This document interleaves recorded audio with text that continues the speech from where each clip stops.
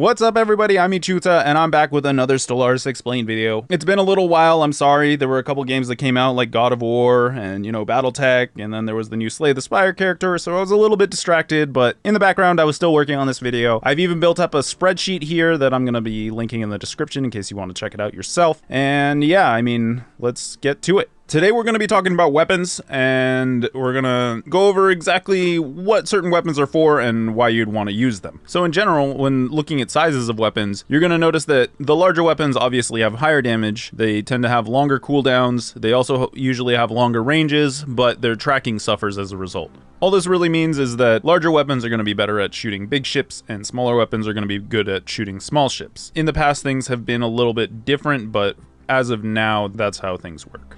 So starting off with energy weapons here, since they're the largest category to go over, in general, you're going to find pretty bad shield modifiers, pretty good armor modifiers, and then middling to good hull modifiers. A few of them have really good shield and armor penetration as well, but those are outliers, they're not really the rule. So starting with lasers, you're going to find pretty good accuracy, lower cooldowns, middling to kind of bad damage, and pretty low ranges. Some of the large lasers have okay range, but in general, they're going to be on the lower side of the rest of your weapons. They have 50% shield modifiers, 150% armor modifiers, 100% hull modifiers, and no shield penetration or armor penetration. Next up, we have plasma weapons. These weapons are a little bit of a double-edged sword in that they tend to do less average damage as a result of their lower accuracy and longer cooldowns, but they also tend to have better armor modifiers and better hull modifiers. The shield modifier is 25%, armor is 200, and hull is 150. Again, no shield penetration or armor penetration. I like to use these over lasers simply because their armor modifier makes them better than the lasers at the job that they're usually put on my ships to do, which is take down the armor. Further along here, we have disruptors. Disruptors don't get any modifiers for their damage, but they do get 100% shield penetration and armor penetration. So when you hit with a disruptor, it will just ignore the shields and armor and simply do damage to the hull. I tend not to use disruptors just because their average damage is very low, but they can be useful. If you have an entire fleet of disruptors or armor and shield penetrating weapons, then it can be okay, but in general I advise against it unless you're doing something very special. Next up, we have matter disintegrators. These weapons actually have pretty good damage for their size, and they have really good tracking, which allows them to hit very evasive targets. They have a 50% shield modifier, 150% armor modifier, and a 200% hull modifier. No shield penetration or armor penetration. So in general, if you don't have autocannons, these are a great evasive ship killer, but if you do have autocannons, then I would prefer those over them. At a range capping out at 30 though, I wouldn't really recommend these on any larger ships or anything like that. These are pretty much just things that you want to put on corvettes or anything that's really going to be in the middle of a battle. Next up, we have the mining drone laser, and these are pretty poor weapons overall. They have bad tracking, pretty low damage numbers, and are capped at 30 like a lot of the other small energy weapons. Really, I don't like to use these. They do have a 125% armor modifier and a 175% hull modifier, so they can do a little bit of damage, but the 50% shield modifier, as with most other energy weapons, mixed with their low average damage, it's just not enough. The final small energy weapon is the energy siphon, which is a great concept that I want to love, but just doesn't really work out numbers-wise. It's got a good range at 50, but the average damage is pretty low, it's got pretty poor tracking, it doesn't really hit a lot of things. Its shield modifier is 200%, which makes it pretty interesting. It can do as much as a gamma laser, but the armor modifier is at 25% and hull modifier at 100%, with no shield or armor penetration. It just doesn't really fit. It's not enough. Moving past the medium energy weapons, they're all more or less the same as the small versions. They just have, higher damage numbers, longer cooldowns, less tracking, so you can work out for yourself whether or not it makes sense to fit a medium slot or a small slot. We're gonna go into the large weapons, where there are a few different weapons that we haven't touched on yet. Starting with the proton and neutron launchers, we have some interesting things with them. First of all is they have great range for an energy weapon at 130. They have pretty good accuracy at 90%, but the tracking is 0, so they will not hit small evasive ships. I think the best evasion that you have a decent chance of hitting is about 60% evasion. If you go over that, you're looking at 20, 10, and 0% chances of hitting. They have a 50% shield modifier, as other energy weapons tend to have, and they have 150% armor modifier and 175% hull modifier. There's no shield or armor penetration. So these are good for killing large ships, but if you're facing a swarm of corvettes or destroyers or something like that, you may not want to fit too many of these because they're probably not going to hit all that often. After that, we have the Cloud Lightning with 100% accuracy, 30% tracking, 11.42 average damage, and 80 range. So this thing can actually hit quite a bit. Something with 100% evasion, it'll have a 30% chance of hitting. Its shield, armor, and hull modifiers are neutral at 100%, but it penetrates shield and armor, so all of its damage is going to be going towards hull. I like it because it can hit a lot. I just don't like it because its damage is so low. It could be useful against a Corvette swarm or something like that, but I feel like there are better options for those kinds of use cases.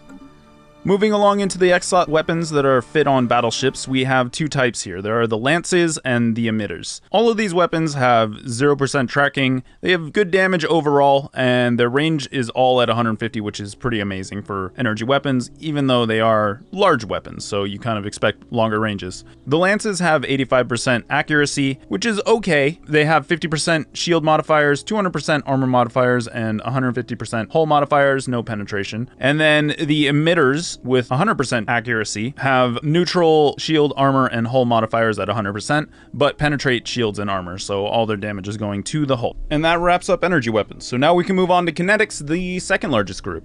So starting with the standard kinetic weapons, the mass driver, coil gun, railgun, advanced railgun, and Gauss cannon, you can expect decent accuracy at 75%. The cooldowns get worse as things get larger, but in general are pretty low. They have okay to middling damage. Their tracking, though, is generally pretty bad. The small weapons have 50%, the medium weapons have 30%, and the large weapons have 5%. Their ranges, however, are pretty good. Small weapons at 50%, medium weapons at 75%, and large weapons at 100%. They all have a shield modifier of 150%. Their armor modifiers are 50%, and their hull modifiers are 100%. There's no shield penetration or armor penetration. In general, these are pretty good standard weapons to just fill your ship with. I like them just because they can engage at longer ranges. If you're using missiles on your ships, then maybe you want to skip mass drivers altogether until you get some more advanced stuff. But in general, these are okay weapons. They're kind of middle of the road.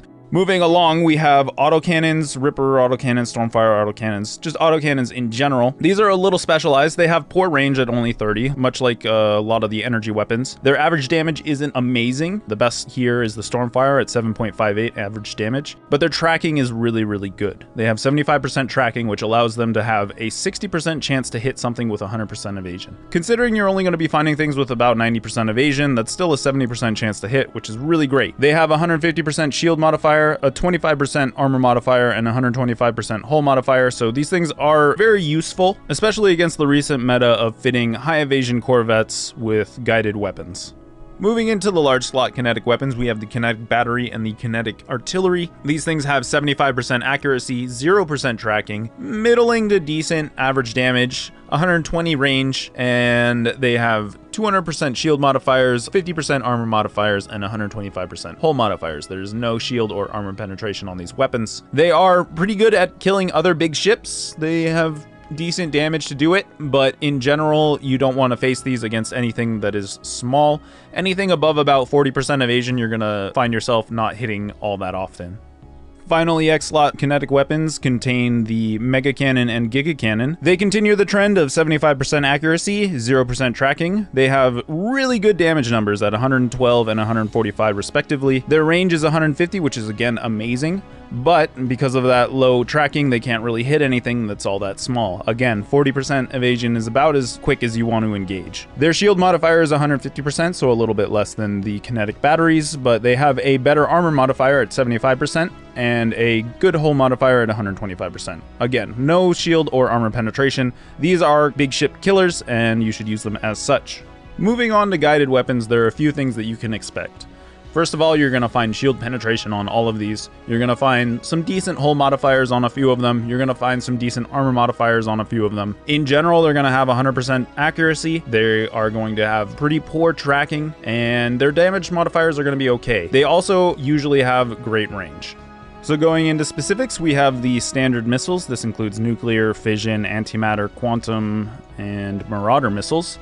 All of these are going to have 100% shield modifiers, 100% armor modifiers, and 125% hull modifiers. They're going to have 100% shield penetration and 0% armor penetration. These weapons all have 100% accuracy, as I stated before, 25% tracking, which is okay for these types of weapons. Their average damage is generally kind of low, but their range is at 100, which gives you quite the edge in early game engagements. Next up, we have the Swarmer and Whirlwind missiles, which have a much lower cooldown at 3.3 rather than 5 of the previous missiles. They have slightly better tracking at 30% versus 25 of the previous missiles. The same range, much less damage, and they don't have a hull modifier of 125%. So shield, armor, and hull all get 100% damage, but they still keep their shield penetration at 100%. Then we have torpedoes. Torpedoes are a little bit different still. They have 10% tracking, which is pretty low. Their cooldown is much longer at 17. Their range is shorter at 80. Their shield modifier is still 100%. Their armor modifier is 150% this time, their hull modifier being 100%, and they still skip through shields at 100% shield penetration. Finally, there's the Scourge missile. This is a special tech research from the Praetorian Scourge. These are kind of comparable to Marauder missiles for the most part. They have a lot less tracking at 5% though. They have better damage as a result, with 31 versus 20 of the Marauder missiles. Their range is also slightly longer at 120. Their shield modifier is still 100%, their armor modifier is 150%, and their hull modifier is 150%, with 100% shield penetration. So these are actually pretty neat. They can be absolutely useful, and if you want to put them on your ships, I don't see any reason not to.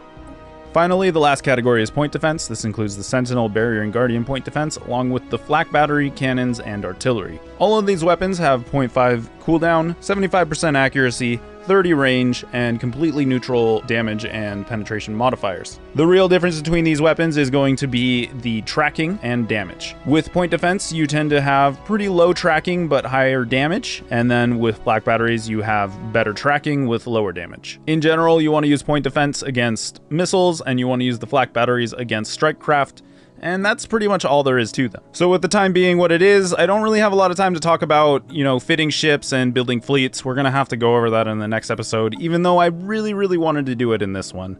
I'm very sorry about that. The next episode should come out a lot sooner though, because we don't have major releases that I'm especially interested in. So yeah, expect in maybe a week or two. It really just depends on how exhausting work's going.